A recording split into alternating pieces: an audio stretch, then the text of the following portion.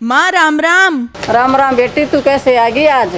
माँ शादी करके पराई कर दी तुमने। मैं तू ही बता, तेरे और भाई भाभी के बिना मेरा दिल लग जाएगा क्या? अरे बावली बेटी, मैं पूछ रही हूँ कैसे आ गई आज? माँ लगता है बुढ़ापे में तेरा दिमाग चल गया है। आज रक्षाबंधन है, मैं अपने भाई को राखी बांधने आई हूँ। बेटी तेरे भाई को ऑफिस से छुट्टी नहीं मिली। क्यों नहीं मिली छुट्टी? पिछली बार भी तो आया था, इस बार भी आया होगा। तू मुझे बहका मत, मैं जाके अपने भाई को राखी बांधूंगी। मेरी माँ तो पागल हो गई। बाहर से ही थाली से जाकर ले जाऊंगी। पहले अपने भाई को राखी बांधूंगी, पानी बाद में पीऊंगी।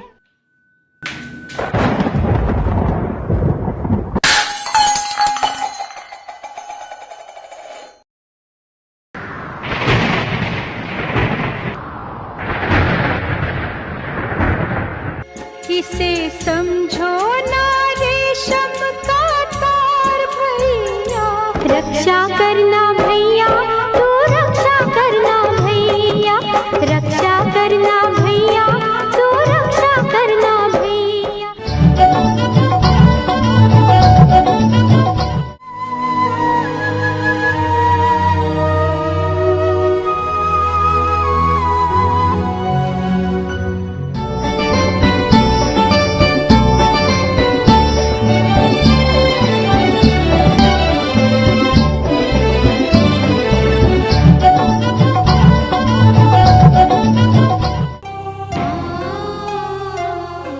बिछड़ जाना मुझसे तुम जीवन की आग बिचौली में।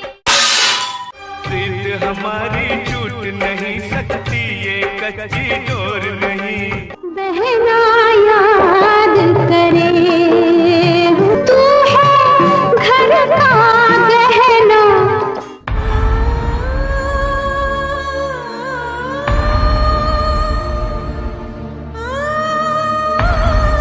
रक्षा करना भैया, तू रक्षा करना भैया, रक्षा कर लो, रक्षा करना भैया। ये राखी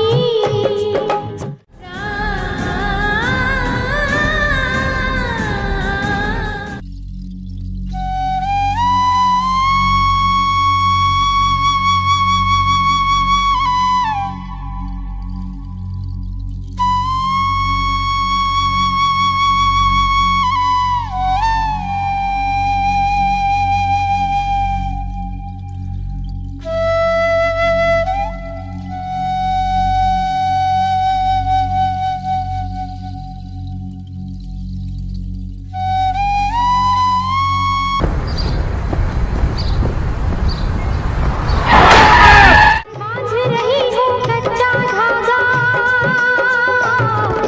रक्षा करना भैया, तू रक्षा करना भैया, रक्षा करना भैया, तू रक्षा करना। हे शिव भगवान, मैंने आपके व्रत रखे। हे माता, मैंने आपके 16 शुक्र के व्रत रखे।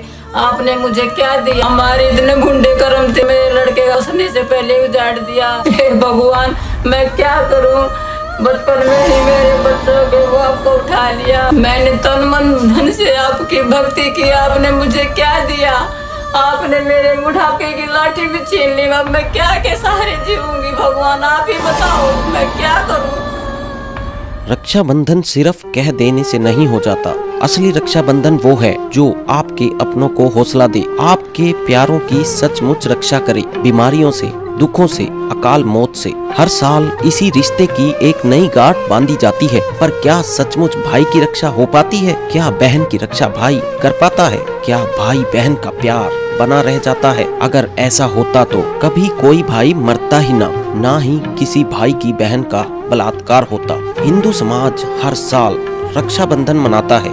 समाज को चाहिए कि इत्मीनान से, आराम से देखें, सोचें कि सच में वो क्या है जिससे हर भाई और बहन की रक्षा हो, जिससे किसी बहन की तरफ कोई गैर मर्द गलत नजर से न देखे, किसी भी बहन का रेप ना हो, कोई भी भाई या बहन बीमारियों से ग्रस्त ना हो, भाई या बहन अकाल मौत ना मरे। वो पूर्ण परमात्मा है जो सच में हर किसी की रक्षा कर सकता है। वो पूर्ण परमात्मा है जो जानता है कि कौन किस कारण से दुखी है, उसे कैसे सुखी करना है।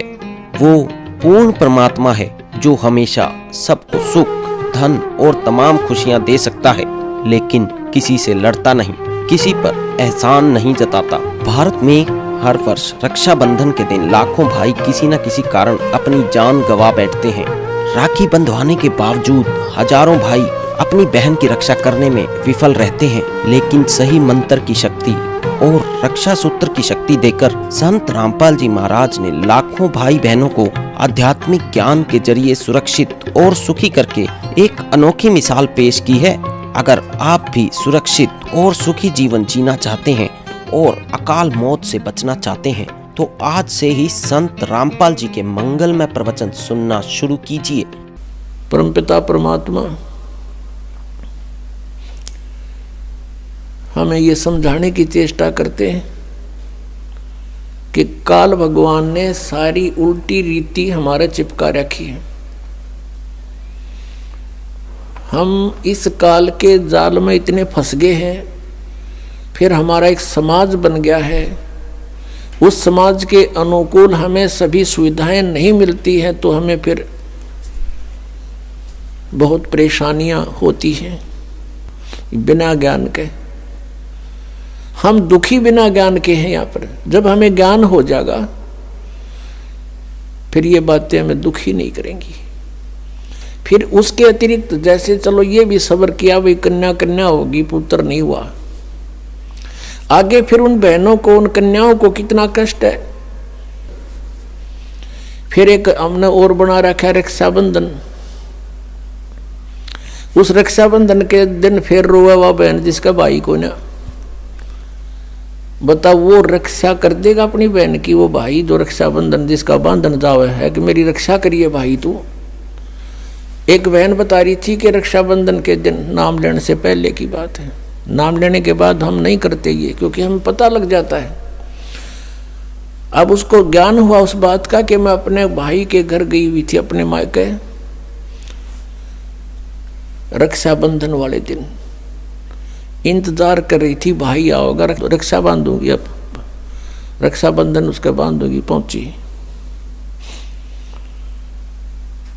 भाई नहीं आया, उसका शव आया। उस दिन एक्सीडेंट हो गया, दुर्घटना होगी, टक्कर मार कर रोए सारा परिवार। अब जो भाई अपनी ही रक्षा नहीं कर सकता, बहन की कहां से कर देगा।